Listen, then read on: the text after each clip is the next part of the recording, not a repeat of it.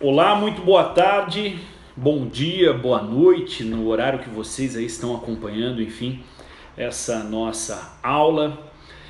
Queridos alunos do primeiro B da Universidade de Taubaté, nossa disciplina História do Direito. E a nossa dinâmica de hoje, entramos aí então na terceira semana de quarentena, na terceira semana de necessidade desse isolamento social.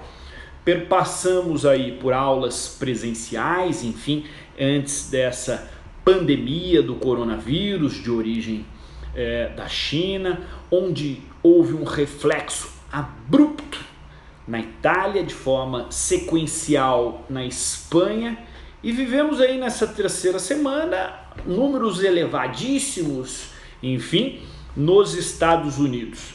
Então, para evitar que essa onda de disseminação do vírus Covid-19 adentre ao nosso país, ao Brasil, é necessário essa medida realmente de isolamento social, onde, dentro do possível, tirando os serviços essenciais, que são então aqueles que devem permanecer aí ativos perante a sociedade, enfim, valendo-se da tecnologia, as demais atividades devem ser aí então mantidas em isolamento, valendo-se do home office, valendo-se dessa interação social aluno e professor por meio aí da tecnologia. Então, as aulas presenciais, efetivamente, essas, por sua natureza, é claro que não podem ocorrer, porque gerariam aí aglomeração social. E estamos num decreto número 6/2020, onde instaurou-se a calamidade pública em face aí do avanço da evolução desse vírus que é o Covid-19. Sem prejuízo também, temos aí tanto pontuações do governador do estado, quanto também do prefeito do município, para manutenção do isolamento social. Assim, as nossas aulas, enfim, seguem primeira e segunda semana com aqueles respectivos trabalhos que vocês alunos aí foram realizando a entrega via portal EVA da Unital. E agora na terceira semana e quarta semana em diante, por meio dessa nossa interação professor-aluno, por meio das videoaulas, onde essa aula então vai ficar tanto numa plataforma do YouTube, como o link também na plataforma do aluno dentro do sistema EVA. E adianto a vocês, no horário de aula, o professor fica ali no sistema EVA online, ou seja, eu estarei no sistema EVA online, para que vocês, alunos, enfim, tirem dúvidas aí, para sanearmos então eventuais dúvidas acerca dessa dinâmica, desse nosso contato aí telepresencial. Beleza? Seguinte então, você, meu querido aluno do primeiro ano, tendo esse contato aí no primeiro semestre com a disciplina de direito efetivamente, muitos aí egressos do ensino médio, outros já há mais tempo egressos do ensino médio, mas que agora estão aí com ímpeto do aprendizado pelo direito, enfim, já vivem em um momento diferenciado. Vocês, pelo sim, pelo não, já estão logo no primeiro contato com a universidade, enfim, de direito, tendo essa dinâmica aí de atuação e de uma diferença de aulas aí por meio da plataforma EVA, certo? Então, o desejo em face dessa evolução do Covid é que acabe, que se encerre ao máximo possível essa doença, que acabe, enfim, esse vírus por completo, a nível não só nacional, mas internacional, e para isso, então, é necessário a manutenção do isolamento. Origem chinesa, teve um avanço abrupto aí na Itália, depois perpassou por Espanha, e estamos nessa semana vendo aí um alto e elevado índice nos Estados Unidos. Então, para evitar que adentre ao nosso país, ao Brasil, mantemos o isolamento social. Então, eu, professor André Augustinho, estou à disposição de vocês para sanarmos eventuais dúvidas da nossa disciplina via Portal Eva. Tem um chat onde você pode me contactar por meio desse chat no horário das nossas aulas. Legal? Nossas aulas aí são sempre a quinta-feira das 7h30 às 9h10. Legal? Bom, dinâmica de hoje, vamos perpassar o início, na verdade, perpassar pelo Código de Hammurabi, e se conseguirmos entramos aí também aí na lei mosaica, que, seguindo o conteúdo programático, é a disciplina a ser aí, a disciplina não, o ponto da disciplina a ser apresentado. Bom, então, aula de hoje,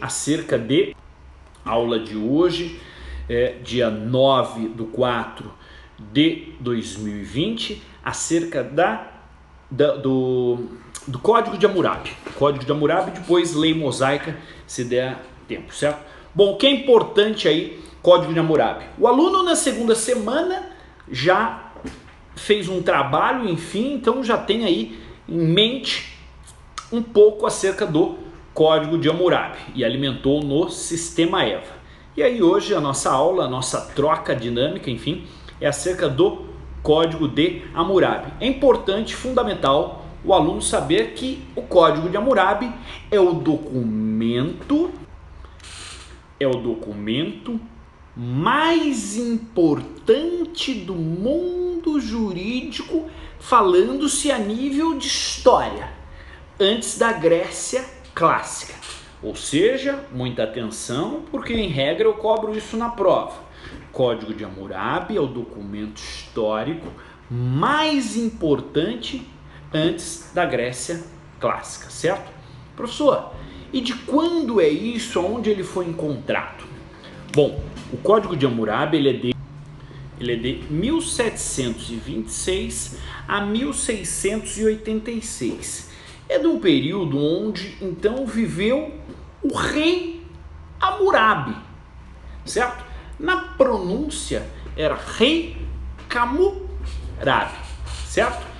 Bom, nesse perpassar, e qual foi a finalidade então do Código de Hammurabi? Unificar a Mesopotâmia, certo? Então teve como finalidade a unificação da Mesopotâmia. E aí, na sua disciplina, enfim, do Código de Hammurabi, ele só veio a ser encontrado no ano de 1902. E aí ele foi encontrado em 1902 na cidade de Susa. E atualmente esse documento está palpável? É possível aí termos acesso a esse documento? Sim, inclusive gostaria de estar nas aulas presenciais, porque aí eu levo uma foto aos alunos, inclusive, acerca de onde encontra-se aí atualmente o Código de Hammurabi.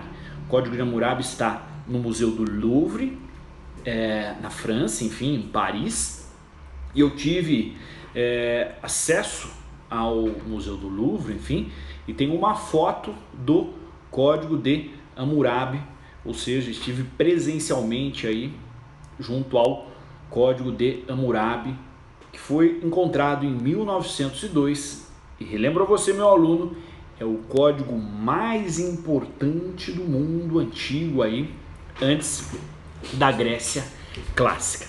Legal? Então, Código de Hammurabi, pontos importantes aí no caderno do aluno. Então, nossa aula de hoje sobre Código de Hammurabi foi encontrado em 1902 na cidade de Susa. Então, encontrado em 1902 na cidade de Susa. É o documento jurídico mais importante do mundo antigo, antes da Grécia clássica. Legal? Então é importante ter isso no caderno também. O período aí e a sua origem da Mesopotâmia. Foi possível então unificar a Mesopotâmia por meio do Código de Hammurabi. O rei aí era o rei Hammurabi, e aí dentro na pronúncia da diretriz babilônica é tido o Código de Hammurabi. Este rei viveu então de 1726 a 1686, e aí, pietation, muita atenção, antes de Cristo. 1726 a 1686 a.C. foi o período em que viveu o rei Hammurabi. Bom, e na Mesopotâmia, que vocês também já fizeram um trabalho, é imperioso consignar aí que a diretriz política e central da Mesopotâmia era a cidade da Babilônia. Só que, dentro dessa conjectura central e política na Babilônia, havia dois povos, os sumitas e os sumérios, e eles viviam em constante conflito, constante atrito. E se dentro da Babilônia, na conjectura político central da Mesopotâmia, dois povos líderes, sumitas e sumérios, viviam em constante conflito, é evidente, é claro, que havia um rachar, havia então uma desunião da estrutura político concreta babilônica dentro da Mesopotâmia. E aí o Código de Hammurabi, o que ele trouxe? A paz entre os povos, entre sumitas e sumérios. E a paz entre os povos sumitas e sumérios, que estavam sempre em choque, passaram então a estar unidos em um link, e aí trouxe então a evolução, paz social, welfare state, né, o bem-estar social dentro aí da região da Mesopotâmia.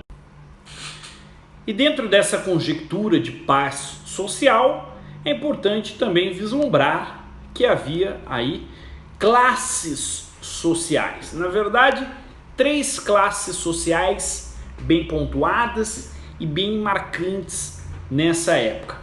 E dentro do senso de justiça do Código de Hammurabi, foi possível então linkar, trazer um mínimo de harmonia dentro das diferenças dessas classes sociais. Para quê? Para deixar de modo isonômico a diretriz da ordem e do direito para todas as classes sociais. Bom, havia então uma subdivisão em três classes sociais. A primeira delas era denominada os homens livres, certo? Então, os homens livres, ou Aiwilum, A-W-I-L-U-M,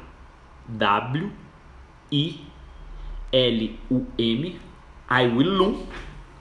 Então havia aí os homens livres, denominados Aiwilum, que eram aí os funcionários públicos, os sacerdotes, os comerciantes, camponeses, enfim, eram aqueles ali que não estavam subordinados, enfim, a outro, né? Então era homens livres, a classe mais abastada e mais definida ali dentro da Mesopotâmia, da Babilônia. Então, primeira classe social, Aiwilum, aí homens livres. Aí havia uma classe intermediária entre os escravos e os homens livres. Essa classe social intermediária era denominada Muskenum, M-U-S-K-E-N, M-U-S-K-E-U-N,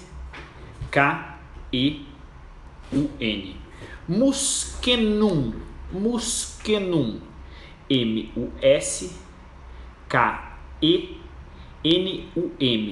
Acho que faltou o N na primeira vez que eu soletrei. N-U-M. Muskenum. O Muskenum estava numa classe intermediária entre os homens livres e entre os escravos. E logo, por sua vez, a terceira classe social denominada eram efetivamente os escravos. Então, haviam três classes sociais marcantes: homens livres, Aiwilum. Entre os homens livres e os escravos, a classe intermediária, Muskenum. E a terceira classe social, aí, a classe dos escravos.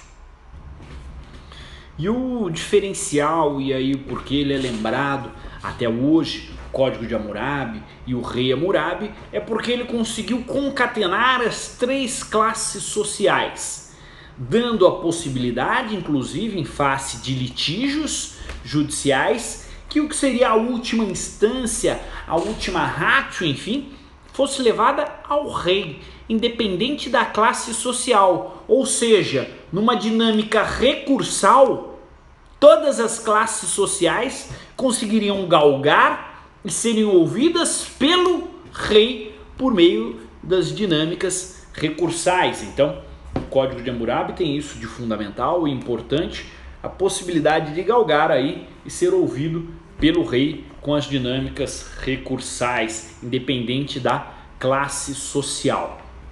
E aí a proteção ao salário também do Aiulum, do homem livre, e aquele Aiulum, homem livre, que estava com respectivas dívidas, e aí realizava a venda dos filhos para pagar as dívidas, realizava a venda da esposa para pagar as dívidas, ou ele próprio, Aiulum, se colocava como escravo de outrem para pagar as suas dívidas, havia um limitador temporal. Ele não iria permanecer como escravo para sempre. Mesmo que a dinâmica, mesmo que a sua dívida fosse aí muito grande, muito excessiva, o Código de Hammurabi, lá no parágrafo 117, no Código de Hammurabi, no parágrafo 117, e isso, meus alunos, veio da nossa história, está dentro da história do direito. Ah, professor, será que isso é certo? Será que isso é errado? Isso, a visão social e moral hoje é aplicada de outra forma? Sim, é aplicado de outra forma hoje em dia. Inclusive vimos aí o código de Ur-Nammu em sala de aula, acerca do quanto valia o dente de um homem, quanto valia o pé de um homem, quanto valia a honra de um homem em face de um abuso dentro do seu ambiente com a sua mulher, né? Então vimos até esse desnível entre homens e mulheres, que na verdade não era aí a questão da mulher ser afetada, mas sim a moral do homem, que a dinâmica dentro da nossa sociedade atual hoje é totalmente distinta, e graças a Deus, aí, ou graças a Allah, independente da religião de cada um, graças às forças da evolução transgeracional, passado de geração para geração, os costumes, a moral modificaram aí para ter um equilíbrio, homens e mulheres, enfim, não ter mais aquela dinâmica que lá estava, e a sociedade só tende a evoluir cada vez mais. Bom, então voltando aqui no Código de Hammurabi, parágrafo 117, aquele Aiulum que tinha dívidas, e aí ele se entregava como escravo de outrem para pagar dívidas, ele não seria escravo para sempre. O lapso temporal por 4 anos apenas, então ele poderia permanecer como escravo durante 4 anos. Passados 4 anos, mesmo tendo pago a sua dívida de forma integral ou não, ele não iria permanecer como escravo, ele deveria ser aí um homem livre. E uma curiosidade aí, hoje em dia as normas, enfim, são editadas e são colocadas na internet, enfim, o acesso a elas está a um clique aí de todos, mas pensem comigo, na época, uma norma que era editada, um parágrafo que era editado, um código de Hammurabi, como que era dado a publicidade do Código de Hammurabi, certo? Aí, regiões muito distantes, não havia carro para deslocamento, não havia a internet para essa informação estar disseminada para todas as regiões no clicar aí de um enter no computador. Então, como que era feito aí a disseminação para que todos tivessem ciência do Código de Hammurabi, do que deveria ser aplicado ou não? Gente, historicamente aí foi encontrado em várias regiões da Mesopotâmia como fosse fotocópias aí do Código de Hammurabi. Professor, como assim fotocópias?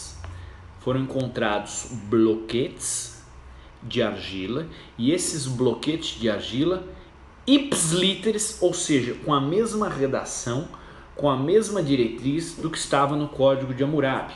E aí as suposições são no seguinte sentido: esses blocos de argila eram colocados e sobrepostos ao Código de Hammurabi em pedra, aí eram molhados, né, umidificado, essa argila tomava forma, tomava corpo do que estava ali gravado na pedra, e aí eram distribuídos esses bloquetes de argila com os mesmos dizeres aí do Código de Hammurabi central colocado na pedra. Então essa era a forma aí de disseminar. E olhem, isso há mais de 3.700 anos já era aí uma tecnologia a ser usada para ser possível disseminar o texto legal do Código de Hammurabi. Então era sobreposto blocos de argila sobre o Código de Hammurabi em pedra,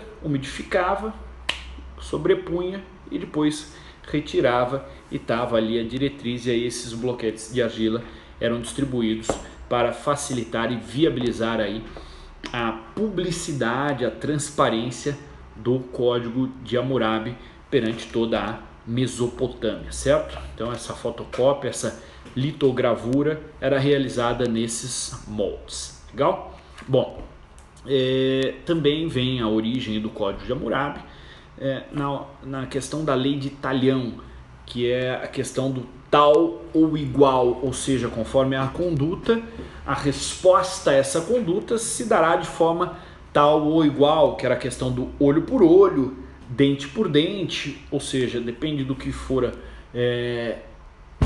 cometido um crime, enfim, a resposta será aí tal ou igual à mesma direção da conduta danosa. Então o Código de Hammurabi tem essa roupagem aí, não de trazer uma nova resposta da sociedade, mas sim uma resposta tal qual, tal igual, que é igual e semelhante aí ao Código de Talião. Então, se houve a perda de um olho, vai responder com um olho também. Se houve a retirada de um dente, vai responder com um dente. Então tem essa conjectura dentro do Código de Hammurabi. Bom, outra curiosidade aí do Código de Talião também é que não havia o parágrafo 13º, uma questão de superstição, enfim. Quando chegava no 11º, 12º, inexiste o parágrafo 13º e vai para o parágrafo 14º.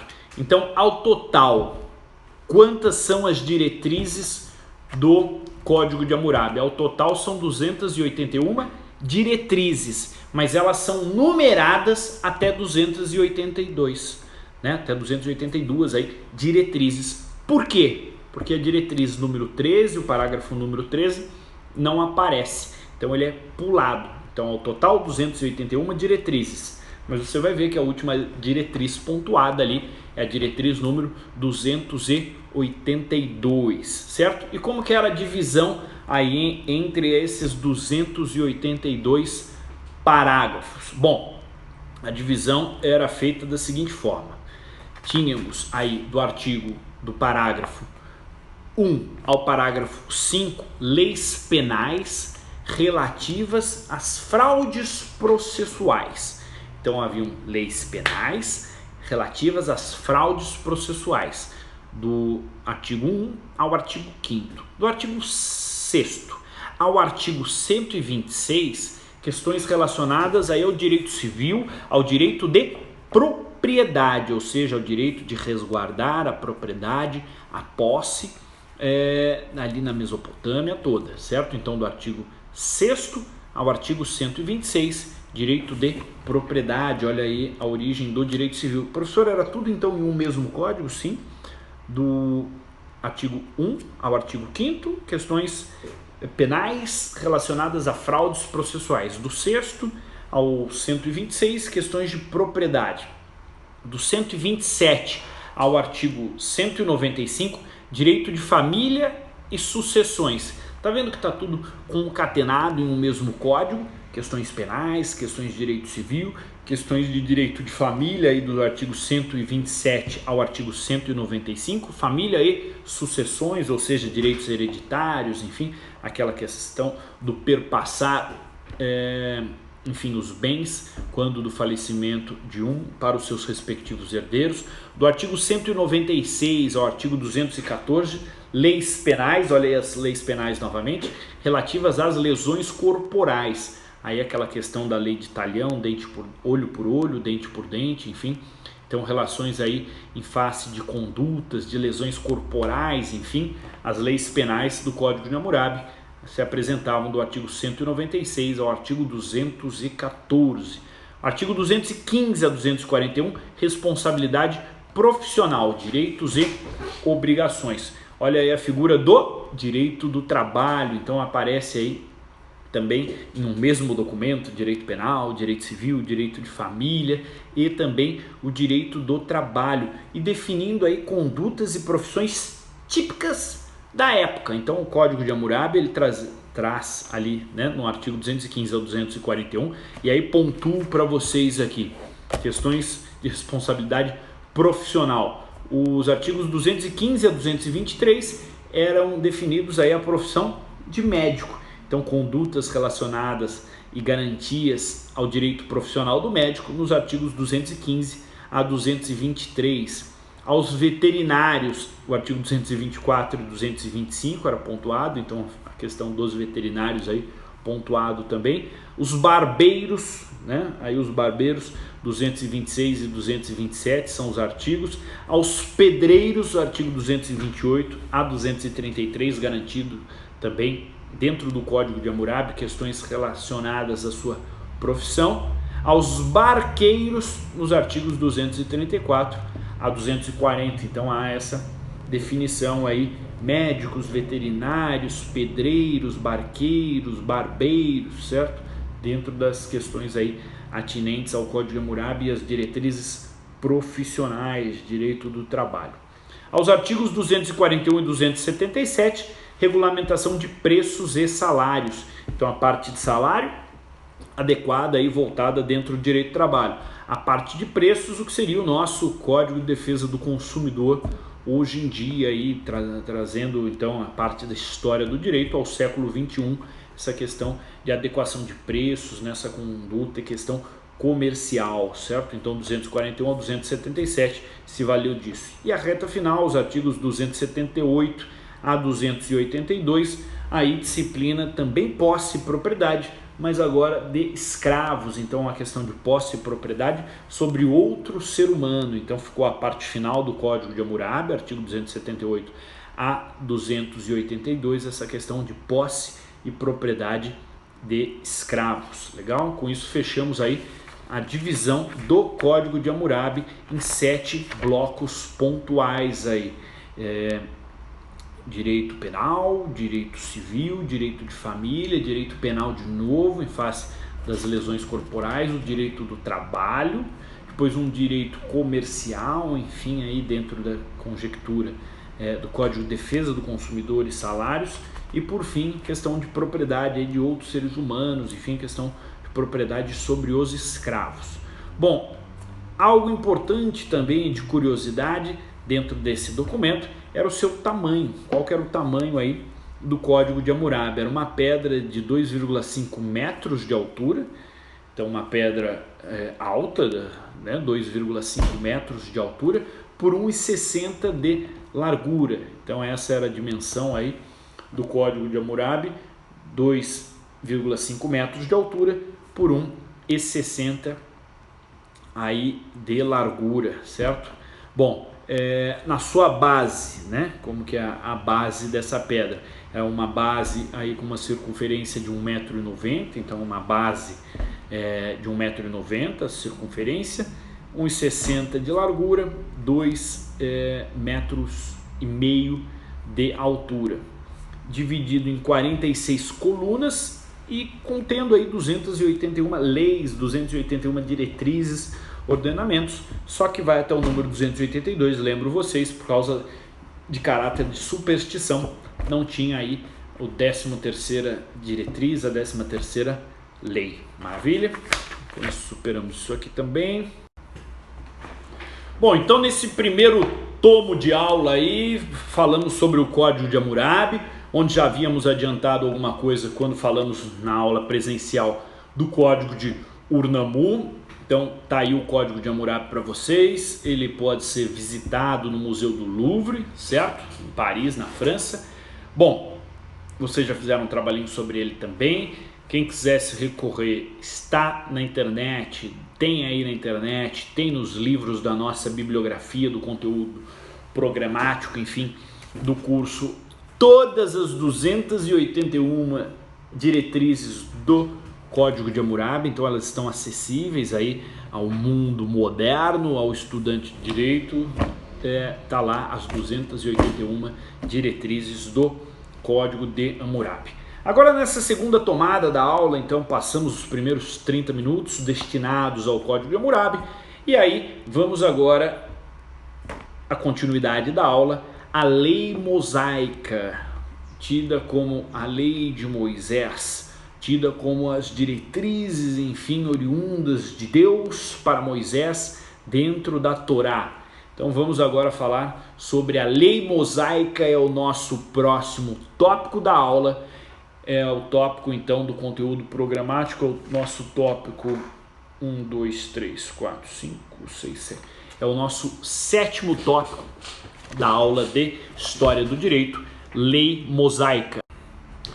Bom, essa lei mosaica aí perpassa também pelos 10 mandamentos, que são as diretrizes aí, segundo os historiadores, enfim, os estudiosos, acerca dos escritos de Deus pelos seus próprios dedos, enfim, no Monte Sinai, dentro das diretrizes dos 10 mandamentos. Mas na verdade a lei mosaica ela é mais que isso, ela compõe aí ao todo 613 mandamentos dentro de uma conjectura e manutenção de ordem social, ou seja, para a busca de um fim comum, de equilíbrio e diretriz. Então a lei mosaica aí tem dentro do seu perpassar o ponto dos 10 mandamentos, legal, perpassado, escrito pelos próprios dedos de Deus, passados ao patriarca Moisés, dentro da diretriz aí do Monte Sinai, enfim, os 10 mandamentos. Mas a lei mosaica ela é composta ao todo aí por 613 diretrizes. Então ela perpassa não somente pelos 10 mandamentos, também como diretrizes aí sacerdotais, enfim, dentro dos templos, como os escrutínios eram destinados e definidos aí dentro da conjectura, tanto dos templos como também da vida sacerdotal, certo? Aí dos sacerdotes, como devia ser a sua ordenança, como que devia ser o chegar aí a ser um sacerdote, está dentro das 613 ordens e disciplinas que devem ser seguidas para viver dentro do templo, dentro da dinâmica sacerdotal. E o conteúdo da Torá, enfim, meu celular está sendo gravado aqui no celular, deu uma baixa na bateria, acho que deu uma travada no vídeo, vamos voltar. Bom, conteúdo então da Torá, que são aí os 5 livros destinados por Moisés, onde compõe as 613 disciplinas e diretrizes a serem seguidas. Eles não se limitam também, mas com grande foco, enfim, à vida sacerdotal, de governança, enfim, mas também a dinâmica de uma ordem social ampla e plena, e por isso estudada dentro da história do direito, porque o perpassar do catolicismo, enfim, atrelado à força da Igreja Católica no status histórico, junto com a questão do monarca, do rei, enfim, sempre andou muito balizador e sempre foi aí a linha de encontro, enfim, de destino da questão social, da evolução social e do caráter de ordem e equilíbrio dentro de uma figura, de uma máxima aí de que hoje em dia temos como o Estado, certo? Então havia aí a questão da fé, a questão do equilíbrio, junto com a questão aí de referendar, enfim, as diretrizes emanadas pelo rei. Então, tanto aí as diretrizes da igreja, quanto as diretrizes do monarca, do rei, eram disciplinadas e como balizadoras aí da sociedade. Bom, e esses 613 mandamentos da Torá são 248 de forma obrigatória e 365 de caráter proibitivo. E é imperioso consignar aqui também acerca do direito hebreu nessa conjectura da lei mosaica, porque o Antigo Testamento, ou também denominado Torá da lei mosaica, enfim, ele perpassa pela história de Moisés. Então, dentro da fonte do direito aí para os hebreus, enfim, dentro do direito hebraico, temos aí o texto bíblico do Êxodo, Moisés, líder dos judeus no Egito, enfim, e após libertar o povo hebreu do faraó no Egito, ele percorreu 40 anos no deserto até avistar a terra prometida, e lá no Monte Sinai, enfim, Moisés teria recebido de Deus aí os 10 mandamentos que o seu povo teria de seguir, aí o Êxodo 24/14, certo? Então, desses 10 mandamentos originários, Moisés teria escrito todo o antigo mandamento. Com origem em Monte Sinai, Deus, após caminhar 40 anos, Moisés caminhando rumo ao Monte Sinai, recebe de Deus os 10 mandamentos, e a partir daí, dentro do direito hebraico, Moisés então disciplinou aí os 613 mandamentos, 613 na verdade, diretrizes, sendo 248 de caráter obrigatório e 365 de caráter proibitivo. Mas a maior pena não reflete aí questões de morte, enfim, questões de ceifar a vida, porque dentro do direito hebreu, dentro dessa conjectura, a maior penalidade que alguém pode sofrer realizando uma conduta aí ruim, enfim, seria na verdade deixar de chegar à terra prometida, deixar na verdade de chegar aos céus, e aí iria ao inferno. Então essa seria a maior pena aí daquele que comete uma conduta tida como irregular, ilegal, enfim, imoral, certo? Que não iria galgar aí aos céus, na verdade seria um grande órfão aí da sociedade branca de luz, e aí estaria voltado ao inferno. Esse é o caráter aí do direito hebreu, enfim, dentro da lei mosaica, dentro da diretriz aí da Torá, do Antigo Mandamento de Moisés, após perpassar os 40 anos no deserto, recebendo de Deus, enfim, os 10 mandamentos e criando aí os 613 diretrizes. Tá bom? Então, gente, com isso passamos também por lei mosaica. Vamos na próxima semana, na quarta semana, falar de direito grego. Então, a próxima aula aí nossa é de direito grego. A próxima aula é no dia, deixa eu verificar aqui, quinta-feira, semana que vem, dia 16. Então, nossa próxima aula é dia 16 de abril.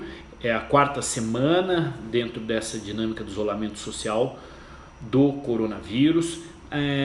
Vou passar também para vocês aí o trabalho, porque vai ser impossível com essa manutenção, enfim, de isolamento social, a gente, realizarmos aí a chamada oral e a prova oral, que era a nossa dinâmica do início do semestre, caso tivesse essa nossa troca presencial. Então, com a aula de hoje, Código de Hammurabi, continuem aí vocês, alunos do direito, lendo sobre o tema. Lei mosaica também continuem lendo sobre o tema. Na próxima aula já adentraremos aí em direito grego, e a aula toda vamos falar de direito grego na nossa quarta semana. Aí vocês vão ter o link lá também no EVA, tá bom? Grande abraço a todos, tudo de bom e força aí nessa quarentena, enfim. Vamos manter nesse momento necessário isolamento social para voltarmos aí a confraternizar, a socializar de novo sem esse vírus na sociedade. Grande abraço a todos, muito carinho, enfim, estou ansioso para termos aí o nosso relacionamento novamente presencial, tá bom? Um abraço a todos.